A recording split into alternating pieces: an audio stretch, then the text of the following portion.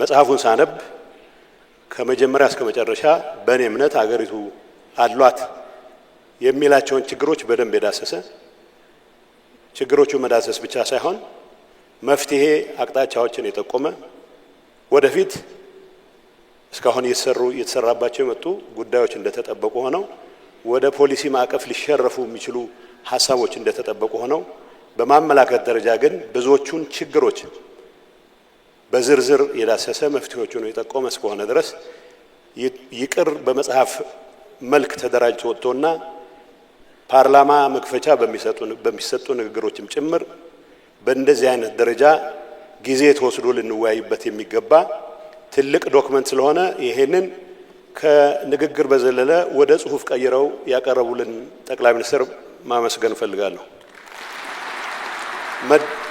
መደመር መጽሐፍ የመጀመሪያውን አንብቤያለሁ።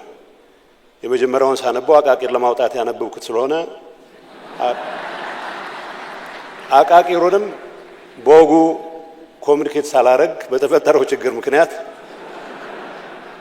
የሆነው ሆኗል። በአሁኑ ሰዓት ሰርከሱም ላይ ሲገለጽ እንደነበረው ፍጹምም እንዳቀረበችው ሁለት ያመለጡኝ መጽሐፍት አሉ። በሰርከሱም በፍጹምም ግን የተወሰኑ አይዲያዎች ማዳበር ችያለሁ። ቢያንስ በዚህ መድረክ እርግጠኛ ሆኜ መናገር ባልችልም ከአምስቱ ትውልዶች የትኛው እንዳልሆንኩ ብቻ በዚህ አጋጣሚ መናገር እችላለሁ። የትኛው እንደሆንኩ እርግጠኛ አይደለሁም። የተቸነከረው የሚባለው ውስጥ ግን እንዳልሆንኩ በጣም እርግጠኛ ነኝ።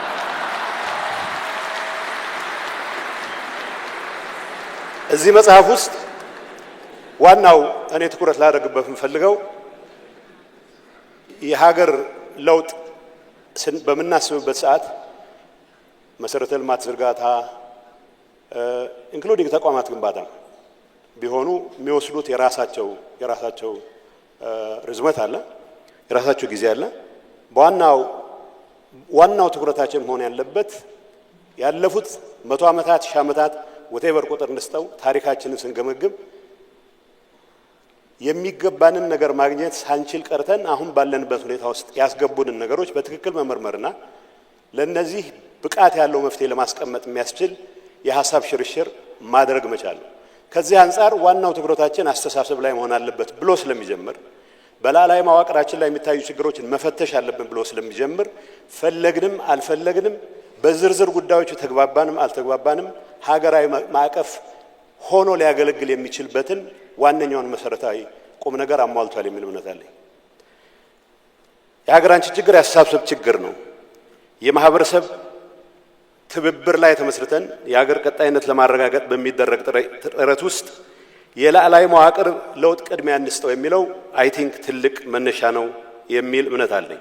በዚህ ጽሁፍ ውስጥ የራስን አቅም ስለመጠቀም፣ ሚዛን ስለመጠበቅ፣ ስላቃፊነት፣ መደፍጠጥን ስለማስወገድ፣ ጥቅል ፍረጃና ጽንፈኝነትን ስለማስወገድ የተነሱት ነጥቦች የሚጣል ነገር የላቸውም።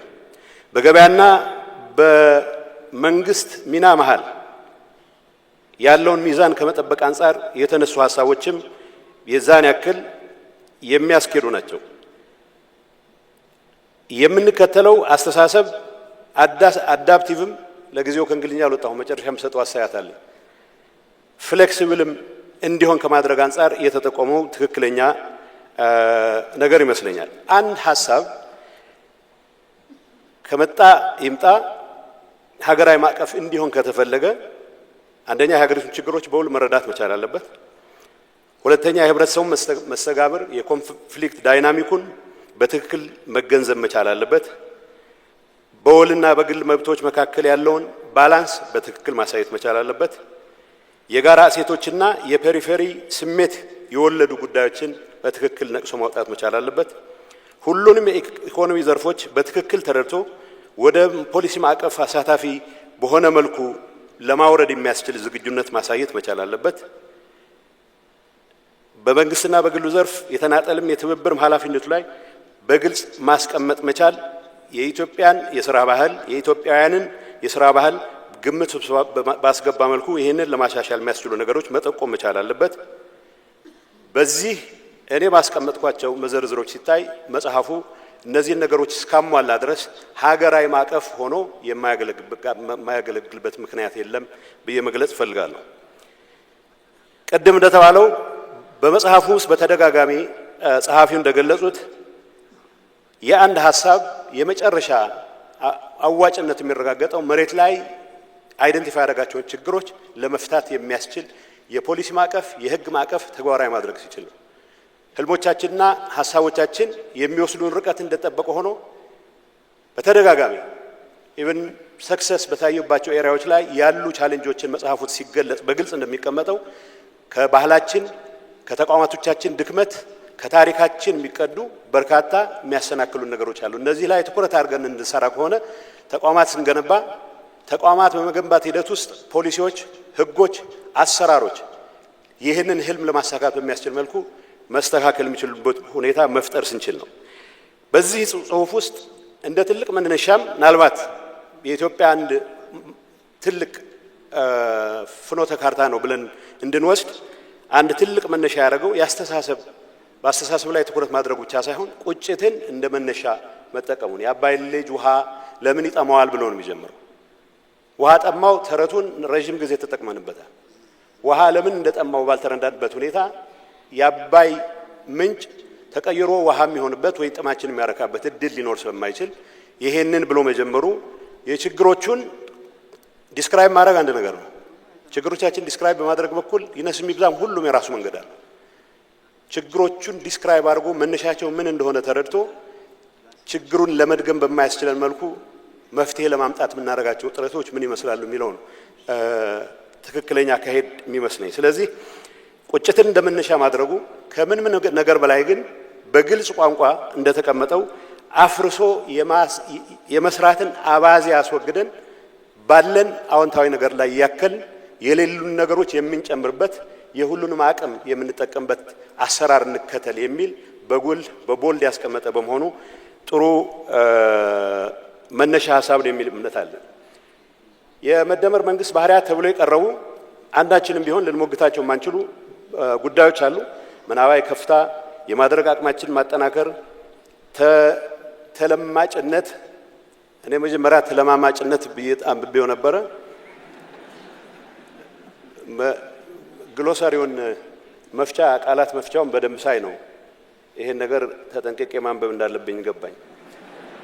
ተለማጅነትም ተለማጭነትም የሚያስፈልጉን ኳሊቲዎች እንደሆኑ ፖለቲካችን ከማሸነፍ ንግዳችን ያሸነፈ ሁሉን የሚወስድበት ፖለቲካችን ያሸነፈ ሁሉን የሚወስድበት ፈረንጆቹ ዊነር ቴክ ኦል የሚሉት አደገኛ አካሄድም ስለሆነ መሸናነፍ ሳይጠበቅብን መጽሐፍ ውስጥ በግልጽ ተቀምጧል። ሁላችንም የምናጣበት አንዱ አጥቶ ሌላው የሚያገኝበት ሳይሆን ሁላችንም ልናገኝ የምንችልበት ሁኔታ ከመፍጠር አንጻር መቃኘት እንዳለበት መቀመጡ አይ ቲንክ ትክክለኛ ነገር ይመስለኛል።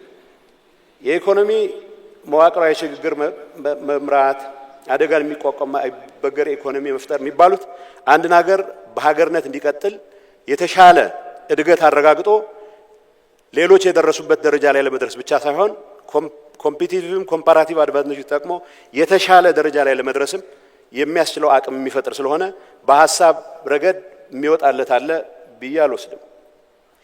እዚህ አስተሳሰብ ላይ ትኩረት ማድረግ አለብን፣ አስተሳሰብ ትግል ላይ ትኩረት ማድረግ አለብን የሚለው ላይ የተወሰነ ሪፍሌክሽንን መግለጽ ስለምፈልግ አንደኛ የዜሮ ሳም ፖለቲካ የዜሮ ድምር ፖለቲካን አሽቀንጥረን መጣል አለብን።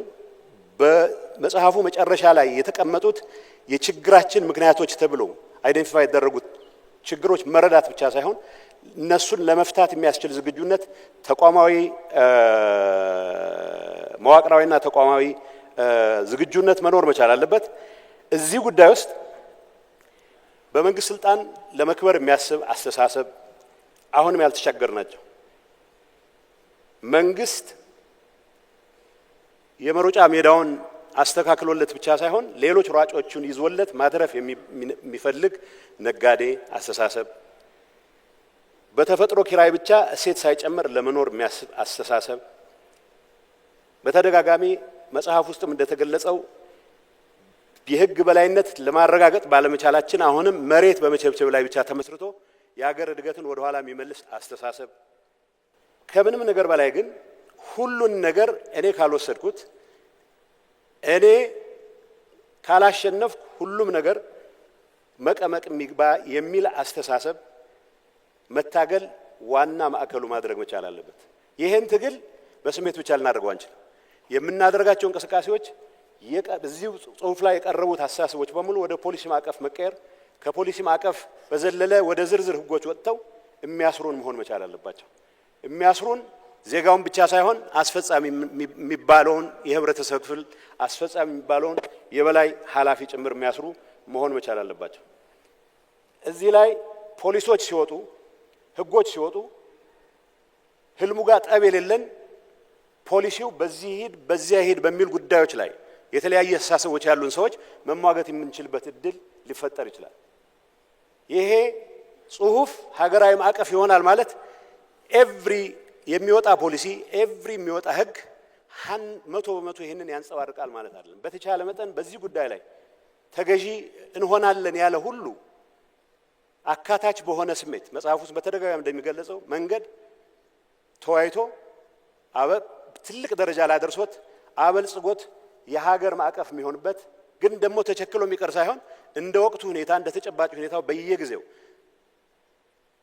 ፍሌክሲብል በመሆን የህዝባችንን ጥያቄዎች መመለስ የሚያስችለን ስራ መስራት አለብን የሚል ነው ከመጽሐፉ ሪዲንግ የገባኝ። እዚህ ውስጥ ዝርዝር አድርጌ ብዙ ላወራበት አልችልም። ደካማ የስራ ባህል እንዳለን ብዙ ጊዜ ደፍረን አንናገርበት። ጠንካራ ሰራተኛ ነው በብዙ መልኩ። እኔም ካሁን በፊት በእንደዚህ አይነት ጉዳዮች ላይ ኢንቮልቭ በማድረግበት ሰዓት የሌበር ፕሮዳክቲቪቲ ኢሹ ሲነሳ አንዳንድ ስታቲስቲክሶች ስናነብ እጅግ በጣም አላርሚንግ ነው።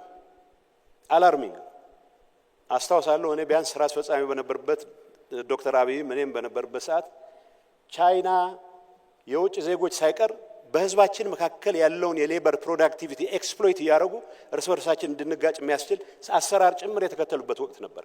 ከዚህ አካባቢ የመጣ ሰው 150 ይከፈለው፣ ከዚህ አካባቢ የመጣ ሰው 70 ይከፈለው፣ ከዚህ አካባቢ የመጣ ሰው 60 ይከፈለው ለተመሳሳይ ስራ ሰዓት።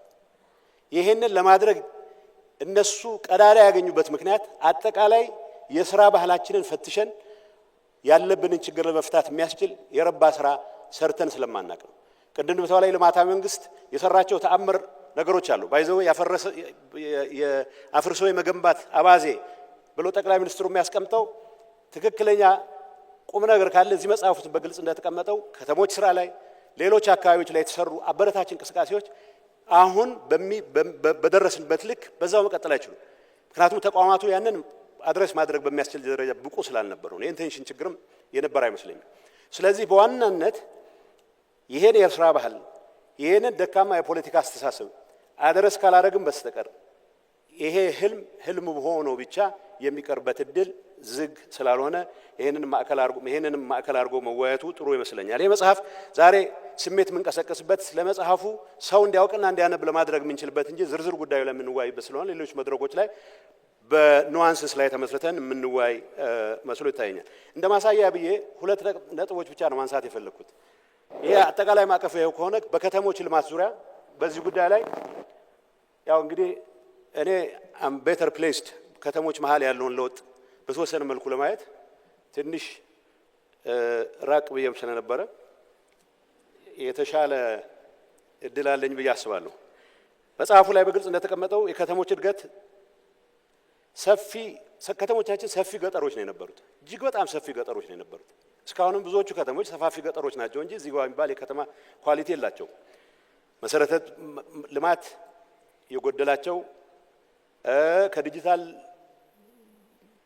ትራንስፎርማቲቭ ከሆነ ቴክኖሎጂ ጋር ብዙም ትውውቅ የሌላቸው፣ የመልካም አስተዳደር ችግር በስፋት የሚታይባቸው፣ ከግጭትና ከምን ያልተላቀቁ ነበሩ። ከተሞች መዘመናቸው ከተሜነት መስፋፋቱ ግድ ነው፣ የሚቀር ነገር አይደለም። ተፈጥሯዊ ስለሆነ የማይቀርልን ከሆነ ተዘጋጅተን አቅደን አስበንበት መግባት አለበት የሚል ነው ጽሁፉ። ከዚህ አንጻር አዲስ አበባን እንደማሳያ ተደርጎ የሚቀርበው ነገር ትክክለኛ ነው ብቻ ሳይሆን በእኔ እምነት አዲስ አበባ ውስጥ የማያቸውን ለውጦች አለማክበር፣ እንዲበረታቱ አለማድረግ ለእኔ ድንቁርና ነው የሚል እምነት አለኝ። አዲስ አበባ ውስጥ የምናያቸው ለውጦች አዲስ አበባ ብቻ እንዳይቀሩ ነው መጣር ያለብን መስራት ያለብን። አዲስ አበባ ውስጥ የምናየው ተስፋ የሁሉም ኢትዮጵያዊ ተስፋ መሆን መቻሉን ነው ማረጋገጥ ያለብን። አዲስ አበባ የሚሰሩ ስራዎች መቀለም እንደሚሰሩ፣ ባህር ዳርም እንደሚሰሩ፣ ሐዋሳም እንደሚሰሩ፣ ድሬዳዋም እንደሚሰሩ፣ ጅግጅጋም እንደሚሰሩ ማረጋገጥ፣ ከዛ በታች ወርደው አንጭ ቆረረም ድረስ እንደሚሄዱ ማረጋገጥ ነው ስራችን መሆን መቻል ያለብን። ከተሞች እነኚህ ያየናቸውን ችግሮች ለመፍታት ደግሞ የተመቹ ናቸው። መሰረተ ልማት ለማስፋፋት ከተማ የተመቸ ነው። የመልካም አስተዳደር ለማረጋገጥ ከተማ የተመቸ ነው። በነገራችን ላይ ግጭትም ለማስወገድ ከተማ የተመቸ ነው። ህግና ስርዓትን ለማክበር ከተማ የተመቸ ነው። ዲሞክራሲን ለማጠናከር ከተማ የተመቸ ነው። ሊትሬቸሩ መቼስ የግራ ሊትሬቸር ሁሉም መቅረት አለበት አይባልም።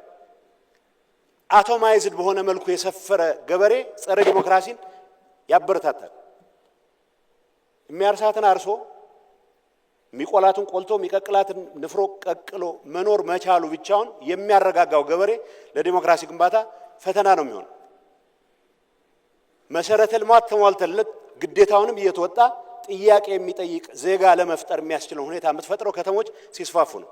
ፈለግንም አልፈለግንም በግጭት ምክንያት ባንድ ወይም በሌላ ምክንያት ከተሞች መስፋፋታቸው አይቀርም። ከተሞች መስፋፋ ከሆነ በቅድ መሆን አለበት ብቻ ሳይሆን በመስፋፋታቸው ገጠሮችን የሚያስፈራሩ ሳይሆኑ ገጠሮችን ተስፋ አሰንቀው በናፍቆት የሚጠብቋቸው መሆን መቻል አለባቸው። ይህንን ለማድረግ የሚያስችል አቅደን መንቀሳቀስ አለብን ተብሎ በተደጋጋሚ የተጻፈው ነገር ትክክል ነው የሚል እምነት አለኝ። እንደተባለው ሽፍትነት በከተማ አያምርም። ገጠር ትንንሽ መንደሮች የሞተ ኢንፍራስትራክቸር ሲበዛ ትንሽ ትልቅ የግል አጀንዳ ያለው ሁሉ ለመሸፈት የሚነሳበት እድል ይፈጥራል። ፖለቲካ አጀንዳ ኖሮት በሰላም ለመፍታት የሚፈልግ ኃይል በሩ ክፍት መሆን መቻል አለበት። ግን የህዝብን ኑሮ እያመሰቃቀሉ በሽፍትነት ለመቀጠል የሚደረግ እንቅስቃሴ የከተሞች መስፋፋት አትሊስት ከተሞቻችን በታሪክም ቢሆን ምሽጎች ሆነው የጀመሩትና ብዙዎቹ ምሽግ የሽፍትነት ምሽግ እንዳይሆኑ የሚያስችል ስራ ለመስራትም ስለሚያግዝ ከዚህ አንፃር እንደ ማሳያ የቀረበችው አዲስ አበባም ተገቢ ነው። ማለት አልጋ ባልጋ ነው ሁሉም ማለት አይደለም። ስቲል የሚታዩ በርካታ ችግሮች አሉ። ለ130 ዓመት የተጠራቀመ ችግር በአንድ አዳር አይፈታም። ግን ደግሞ ፍጥነት ብሎ መጽሐፉ የሚያስቀምጠው ነገር ፈለግንም አልፈለግንም እዚህ ጉዳይ ውስጥ አስገብተን የምናየው ሆኖ መቻል አለበት። በተለመደው ፔስ የኢትዮጵያን ችግር መፍታት አይቻልም። በተለመደው ፔስ እኔ አንዳንዴ አያለው መንገድ ላይ ኤምባሲ ሲሄድ ከ3 ቀን በፊት የሄድኩበት መንገድ ተዘግቶ ይጠብቀኛል። ሌላ መንገድ ይከፈታል። በአራተኛው ቀን ስመለስ መንገዱ ያልቃል። ሶያ ፍጥነት እኔ ወደ ዝርዝሩ እንዴት ተፈጸመ ወደሚል አልገባም። እሱ ኢንቬንቶሪ ሲደረግ ይታያል። በአንድ ነገር እርግጠኛ መሆን ይቻላል። እልህ አለ። the fierce urgency of now ይለዋል ፍራንክሊን ዴላኖ ሩዝቬልት። በጣም የምራችን ቸኩለን ፈጥነን መስራት ካልቻልን ይሄ ነገር የረባ ደረጃ ላይ ልናደርሰው አንችልም የሚለው ነገር መውሰድ ተገቢ ነው። እንዳልኩት መጽሐፍ ውስጥ በግልጽ ተቀምጧል። በከተሞች አጠቃቀም በከተማ መሬት አጠቃቀም ዙሪያ አሁንም የሚገጥሙ ብዙ ችግሮች አሉ። የህግ የበላይነትን የማረጋገጥ ፈተና ሁሉንም ዝርዝር ጉዳዮች ያስቀመጠ ስለሆነ የመንግስት ስልጣን ተይዞ ለመክበር የሚደረግ ሩጫ እነዚህን ሁሉ ከባህል ትግላችን ጋር አያይዘን አድረስ ማድረግ እስከቻለን ድረስ እዚህ ውስጥ የምናያቸው ነገሮች ወደ ሌሎች አካባቢዎች የማይስፋፉት ምክንያት የለም። ከተሞች ሲገነቡ ፋንክሽናሊቲ ብቻውን አንድ ነገር ሆኖ ውበታቸውም አንድ ትልቅ ነገር ነው። ስለ ውበትም ይወራል። ጆን ኪትስ የሚባል አይሪሽ ገጣሚ a thing of beauty is a joy forever። እኔ መቼስ ሞት አልመኝም ለራሴ። ቆሻሻ ቤት ውስጥ ከመሞት ንጹህ ቤት ውስጥ በሞት እመርጣለሁ። ሽንት ቤት የሌለው ቤት ውስጥ ከምኖር አሜኒቲስ ያሉት ቤት ውስጥ ብኖር እመርጣለሁ። ይሄ እያንዳንዱ ዜጋ ፍላጎት አይደለም ብሎ የሚያስብ ሰው ካለ ከኋላ ቀርነት አተርፋለሁ የሚል ሰው ብቻ ነው። ከድህነት አተርፋለሁ የሚል ሰው ብቻ ነው። መሬት አጥሮ ይዞ እድሜ ልኩን ለረባ ነገር ሳይሆን መሬት ስፔኩሌት በማድረግ ምንም ቫልዩ ሳይጨምር ተጨማሪ ሀብት ለመፍጠር የሚንቀሳቀስ ነጋዴ ወይ ሌላ ባለ ሀብት እስካለ ድረስ ይሄን ነገር መፍታት አይቻልም። ስለ ውበት ሳወራ አንድ ነገር ማስታወሰው ግራጁዌት ስኩል ልማር ሄጄ አሜሪካን ሀገር ትንሿ ኤርፖርት ነበረች የድሮዋ። እሷ በጣም ውብ ኤርፖርት ነው። መጀመሪያ የተደናገርኩት ፍራንክፈርት ሲንሲናቲ የሚባል ኦሃዮ ያለ ከተማ ትንሽ በዛ፣ ግን ደግሞ ኤርፖርት አይመስልም። ትልልቅ ቤቶች ስለሆነ የምታየው ኤርፖርት አልመሰለኝም። እኔ ኤርፖርት የሚመስለኝ እኛ ገብተን እና ወደ ሀገር ቤት ስመለስ ራይሻርድ ካፑቺንስኪ የሚባል የፖላንድ ጸሐፊ አለ። ኤምፐረር የሚል ፌመስ መጽሐፍ የጻፈ ነው። በአፄ ኃይለ ሥላሴ ላይ በጣም አሪፍ መጽሐፍ የጻፈ ነው እና ያኔ አንደር ሼድ ትሪ የሚል ጽሁፍ መጽሐፍ ጽፎ ነበር እና ስለ ኢትዮጵያ ሲያወራ ኢን ኢትዮጵያ ታይም ዳዝንት ኤግዚስት ይላል። ፒፕል ዱ ታይም ዳዝንት ኤግዚስት። ቀጠሮ ያለው ሰውዬ ጓደኛውን ካገኘ ቀጠሮውን ረስቶ እሱ አንድ የባህላችን አካል ነው። ስራ ነው ማዕከል የምናደርገው ወይስ ሰውን ማዕከል ማድረግ የራሱ ጥቅም አለው፣ ግን ሰው ማዕከል የምታደርገው ስራ ላይ ተመስርተህ ነው መሆን ያለበት። ግን አንዲት በጣም ያናደደኝ ጽሁፍ አውሮፕላን ውስጥ ነው የማነበው። አዲስ አበባ ደርት ኤርፖርት ነው። የደርት ማለት የአቧራማ ኤርፖርት ነው፣ ጨለማ ነው ናም ይላል። እኔ የአዲስ አበባ ትዝታዬ ለ2 ዓመት በጣም የደመቀ ከተማ ሆኖ ነው የተውኩት። ኤርፖርት ስገባ ተጸጸትኩ። ለምን ወቀስኩታል? አዲሱ ኤርፖርት ስራ ተጀምሮ ነበር። አዲሱ ማለት ያኔ አዲሱ ማለት ነው። አሁን ደግሞ ሌላ አዲስ ነው። የሆነ ቱሪስት ስለ ኢትዮጵያ የሚጽፈው ለዛውም ኢትዮጵያን የሚወድ ሰው ነው። ራይሻርድ ነፍሱን ይማረው በቅርቡ ጊዜ ሞቷል። አዲስ አበባን ኤርፖርት የገለጸበት ቋንቋ ከአዲስ አበባ ወጥተህ ሌላ ቦታ ምን የተሻለ ነገር ታገኛለህ? እንደዛ እዛው ያለ ተስፋ የሚያስቆርጥ ነው። ያችንም ቢሆን ለማሻሻል አውሮፕላን ማረፊያ ሲሰራ ሌላ ርቀት ሄደ። ለኔ ግን በራሴ ኤክስፒሪየንስ የታጠረ ቪዥን ስለነበረኝ አሜሪካም ሆኜ የአዲስ አበባ ኤርፖርት ድምቅ ያለ ነበር የሚመስለኝ። ከመጣው በኋላ አዲስ አበባ አሁን አንዳንዴ ውጭ ስወጣ አዲስ አበባ የሆነ የሄድኩባቸውን አካባቢዎች መምሰል የጀመረችበት ሁኔታ አለ። በሳይክል የሚንቀሳቀሱ ሰዎች፣ እርግጥ አንዳንዶቻችን ፍሬሽማን ሆነን ድራፍት የጀመርንባቸው ቤቶች ስለፈረሱ ቅሬታ ሊሰማን ይችላል። እንደ አጋጣሚ ሆኖ አንዱ ድራፍት ቤት አብሮት ላይብረሪ ሆኖ ስላየሁት ግን ያው ምንም ማድረግ አልችልም። ከጠቅላይ ሚኒስትሩ ጋር ያው ይቅርታ አድርጉልኝ አንተና እርሶ ብቀላቅል አንዳንድ ቦታዎች ለማየት እድሉ ገጥሞኛል። ያው እኔም እንደ ሀገሬ ቤተ መንግስት እየሰሩ ነው የሚል ወሬ ብዙ አላወራሁትም፣ ግን ተቀብየው ነበር። ቤተ መንግስት እየሰሩ ነው ምን ያለ ሌላ ነገር ላይ ትኩረት ቢያደርግል ነበር። እኔ ከዛ የሄድኩበት ቦታ ቤተ መንግስት አላየሁም። ትልቅ ከተማ ነው እየተሰራ ያለው። ሌሎቹ እስኪጸዱ ሳንጠብቅ እዚህ ውስጥ ሌሎች እስኪጸዱ ሌላ ሁሉ አሁን የጀመር ነው እንደተባለው አፍርሶ እንገንባ ማለት ሳይሆን በሚሻሻሉ ይሻሻል። ሪፕሪዘርቭ የሚደረገው ፕሪዘርቭ ይደረግ። የህዝቡን መብት ባስከበረ መልኩ፣ የህዝቡን ተጠቃሚነት ባረጋገጠ መልኩ ኮንዶሚኒየሞቻችን ፌስሊፍት አድርገውም ጭምር የተሻሻሉ የመጡበት ሁኔታ አለ። አገልግሎቱ ጨምሩ። ይሄ ያየሁትን አዲስ ከተማ ሊፕፍሮግ ማድረግ የሚያስችልህ ቴክኖሎጂ እስክትለማመድ ሳይሆን ፈጥረህም አምጥተህም ተግባራዊ ልታደርግበት የምትችል ከሌሎቹ ትልልቅ አገሮች ከደረሱበት ደረጃ እኩል መጀመር የሚያስችልህ ስራ እየተሰራ ነው የሚል እምነት አለኝ በገባኝ ልክ። ይሄንን ማድረግ መቻል ማቀድ ይጠይቃል፣ መፍጠን ይጠይቃል። መጽሐፉም ስለ ፍጥነት የሚያወራው ይሄን አስቦ ይመስለኛል። የኔ ምክር ይሄ ፍጥነት አዲስ አበባ ላይ ብቻ ተቆጥቦ መቅረት የለበትም ነው። የዚህ ህልም ተጋሪ የሆኑ ሰዎች ባላበዛን ቁጥር የተወሰኑ ሰዎች ብቻ ባላቸው ህልም ላይ ተመስርቶ የሚመጣ ለውጥ እንዳልሆነ ታውቆ ይሄን ህልም መጋራት አንድ ነገር ሆኖ በተቻለ መጠን ግን ወደ ታች ሲወርድ አሳታፊ በሆነ መልኩ የህዝብን ጥቅም ባረጋገጠ መልኩ ሁሉንም ሊያካትት እንደሚችል መስራት አለብን የሚል ነገር ለማንሳት ነው። የአዲስ አበባ ከተማ ማያቸው አንዳንድ ህንጻዎች አዲስ የተሰሩ ህንጻዎች ወርክማንሺፕ ላይ የተለየ ኳሊቲ መፈጠር እንደጀመረ የሚያሳዩ ናቸው። የመጀመሪያ ያየሁት ሳይንስ ሚውዚየም ነው። አዲስ አበባ ውስጥ በሚሰሩ ህንጻዎች እንደዚህ አይነት ጥራት ያለው ነገር አያለሁ ብዬ አስቤ አላቅም።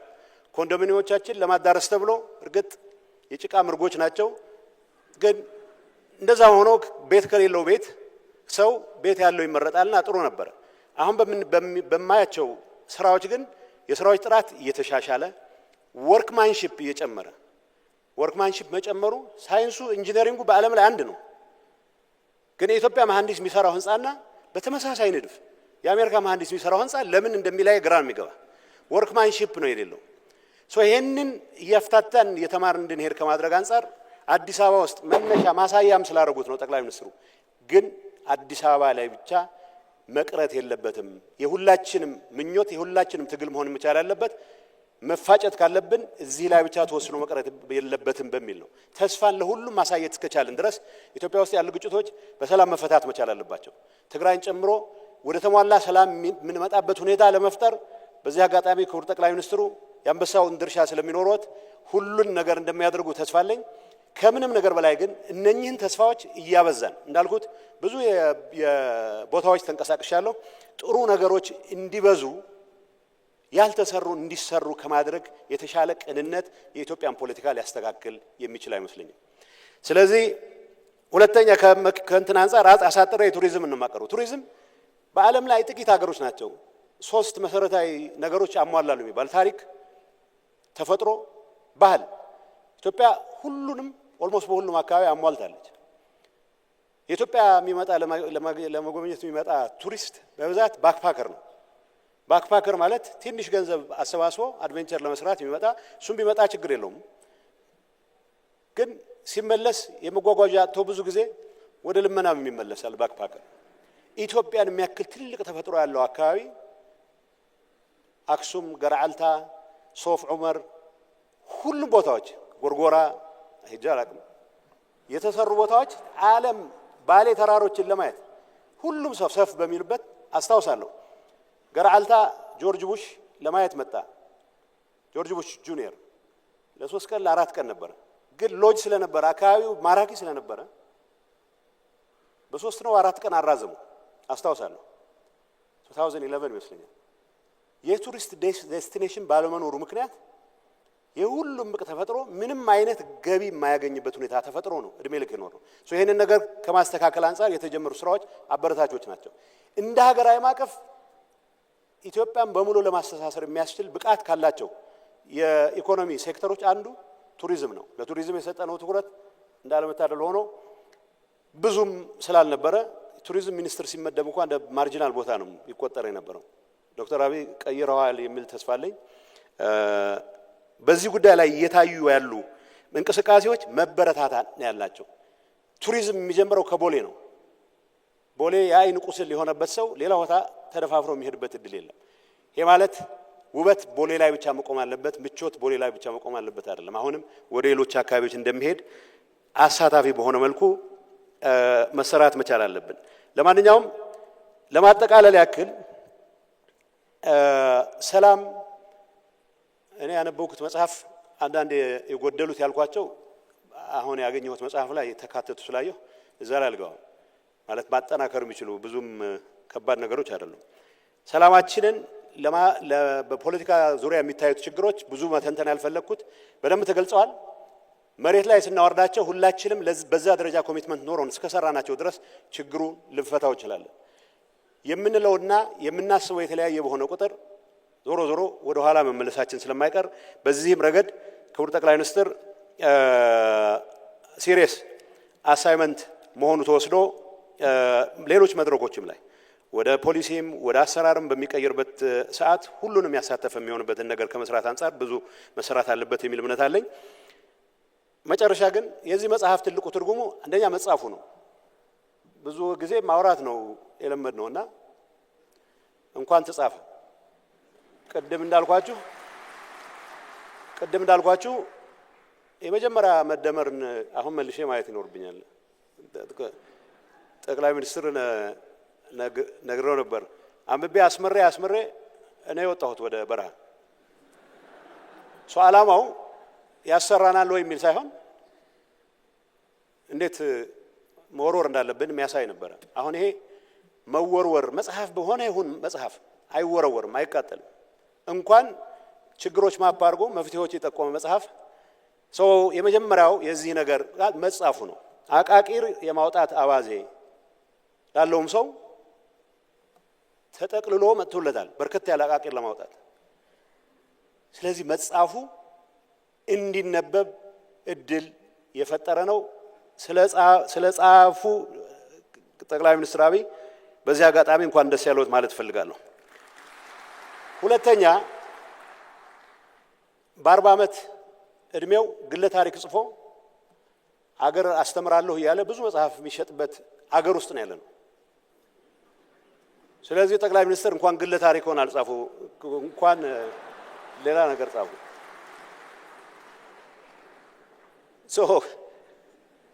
አንዳንዴ በ20 ዓመት ልምዳቸውን የሚያጋሩ ሰዎች አሉ። ልምድ የለውም ማለት አይደለም። የ20 ዓመት ሰው ሳይክል አወዳደቅ ልምድም ልታስተምር ትችላለህ። ግን ይሄ አንብቡኝ ብሎ የቀረበ መጽሐፍ ነው። እንዳልኩት ግለ ታሪክም አይደለም። በዛ ላይ ግን ሀገር እየመራ ያለ ሰው ካለው ጊዜ ወስዶ የጻፈው ነው። ፍኖተ ካርታ ነው። ዴስቲኔሽናችን እዚህ እንዲሆን ፈልጋለሁ የሚልበት ነው። ዴስቲኔሽኑ ላይ ይነስ ይብዛም ልዩነት ሊኖረን አይችልም። አካሄድ ስህተት ነው የማለት ድፍረት ካለኝ መጽሐፉን አንብቤ መወገት አለብኝ። አካሄዱ ስህተት ነው የሚል ሰው ካለ መጽሐፉን አንብቦ መወገት መቻል አለበት። መጽሐፍ ስለተጻፈ ብቻ ከሩቁ የማለቱ አዋዜ ከሩቁ ሂድልን የማለቱ አዋዜ በመጽሐፉ ውስጥ የተገለጠው የፖለቲካ ባህላችን ኋላ ቀርነት የፈጠረው ችግር መሆኑንም ማውቀን ይህንን ለማስተካከል የሚያስችል እንደ አንድ ግብዓት መጠቀም መቻላል። ሁላችንም እንጻፍ። መጽሐፉን መሰረት አድርገን ክሪቲክ እንጻፍ አስፈላጊ ከሆነ። መጽሐፉ መነበብ አለበት የሚል እምነት አለኝ። አንዳንዴ ደግሞ እንግሊዝኛ በጣም ለሚቀድመን ሰዎች ብዙ የእንግሊዝኛ ኮንሰፕቶችን ወደ ጥሩ አማርኛው የመለሰ ስለሆነ አማርኛችን ፖሊሽ ለማድረግም ስለሚያግዘን ሁሉም ይሄን የሚሰማ መጽሐፉን ቢያነበው ብዬ ጥሪ ማድረግ ፈልጋለሁ።